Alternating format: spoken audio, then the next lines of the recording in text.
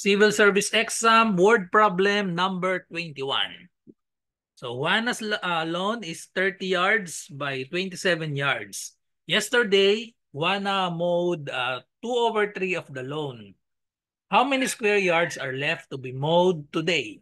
So choices natin, 270, 540, 810, or 1,080 square yards. So ang question ay nanggaling sa FB group na Civil Service Exam 2023 Community, pinadala ni Estehanon Kami. Okay, try nyo muna sagutan bago panoodin ang aking solution. Okay, so let's start. Okay, so sagutan na natin. So Juana's loan is 30 yards by 27 yards. So marami namang way para isolve ito. So pwedeng kunin muna natin yung area ng loan ni Juana. So 30 yards by 27 yards. Tapos yung nagawa na niya yesterday, Juana mowed 2/3 of the loan. So ang tinatanong, how many square yards are left to be mowed today? Okay, so ang given natin, so kunin lang natin ang area nito. 30 yards by 27 yards. So pwedeng kuhanin yung area niyan, multiply lang yan. And then itong 2/3, ito daw yung nagawa na niya.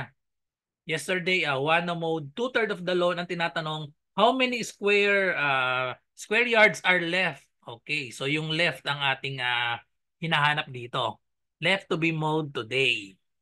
Okay, so dalawang solusyon ang ipapakita natin dito. Yung una ay kuhanin muna natin yung area. So ano bang area? So 30 yards by 27 yards yan. So ibig sabihin, tino-consider natin na rectangle itong loan ni Juana. Okay? So ang area ng rectangle ay length times width. Therefore, ang area sa given natin ay 30 yards, yan yung length, mas mahaba. So anyway, kahit naman magkabaligtad, parehas pa din yan. So 30 yards by 27 yards. So multiply lang natin, yan na yung magiging area nung loan ni Juana. So multiply lang natin, manually dapat. So bawal ang calculator, 27 times 30. So just bring down 0.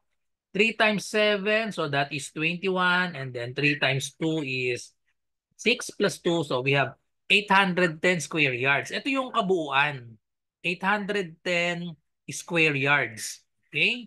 So square yards, ito yung kabuuan. So ang hinahanap natin, how many square yards are left to be mowed today? Okay? So yung left ang ating hinahanap. So ang 810, ito yung kabuuan. Yung nagawa na daw niya, 2/3. So 2/3 ng 810. Kung 2/3 yung nagawa niya, ilan na lang yung natitira? So yung natitira ay 2/3 yung nagawa na, so ang natitira ay 1/3. So ima-minus lang natin sa 1. Okay, so 1 minus 2/3, that is equal to 1/3. Or pag inad dapat natin ito, 2/3 plus 1/3, that is equal to 3/3 or 1. So ito yung hinahanap natin. Yung left ay 1/3 nung kanyang yung 1/3 ng total na area. Total area is 810. So therefore, para makuha yung left na gagawin niya today, so we have 1/3, multiply lang natin sa 810 square yards. Or simply, i-divide lang natin yan dahil nasa denominator yung 3. So parehas lang yan ng 810 divided by 3. So magiging sagot natin ay 810, manual lang natin, divided by 3. So we have 8 divided by 3, that is 2. Times 3, we have 6. Subtract, so we have 2, bring down 1, 21 divided by 3. So we have 7 times 3, 21. So lagay na lang natin yung 0 dito. Therefore, the correct answer is 270 square yards.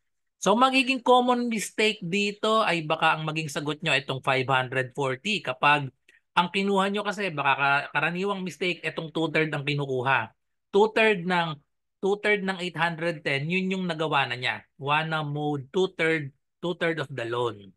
Okay? So, ang hinahanap natin ay yung left. How many square yards are left to be mowed today? Kaya 1/3 of 810, the answer is 270. So, another solution. So, yung area natin ay 30 yards by 27 yards. So, para mas madaling gawin ito mentally, so yung kabuuan ay 30. Yung pwedeng sa length na lang natin kuhanin. So ito yung 30, ito yung 100% or ito yung 100% or ito yung 1. In decimal, 1 lang yun, 100%, 30. So ang hinahanap natin ay yung 2/3 tapos yung 1/3. So pwedeng kunin nyo lang yung 2/3 ng 30, that is, divide lang natin, 30 divided by 3, that is 10 times 2, 20. Ito yung nagawa na niya, and then 1/3 of 30, ito yung 10, ito yung left. So para mas madali dito sa 30, kunin lang natin yung 2/3 ng or 1/3 ng 30, that is 10, tsaka natin i-multiply dito sa 270 yards. Okay? So pwedeng kunin yung 2/3 nitong or 1/3 ng 30 or 1/3 ng 27 tsaka nyo i-multiply. So 10 times yung atong 27, hindi natin kukunin ang 1/3 niyan, isa lang dapat. So 1/3 ng 30, that is 10, i-multiply natin sa 27. So same answer, 10 times 10, 27 is 270 square yards. So same answer, letter A, 270 square yards. Okay, so that's all. So thank you for watching, and kita-kita tayo sa mas marami pang mga math reviewer para sa civil service exam. Good luck sa lahat na nagre-review. Bye-bye and God bless.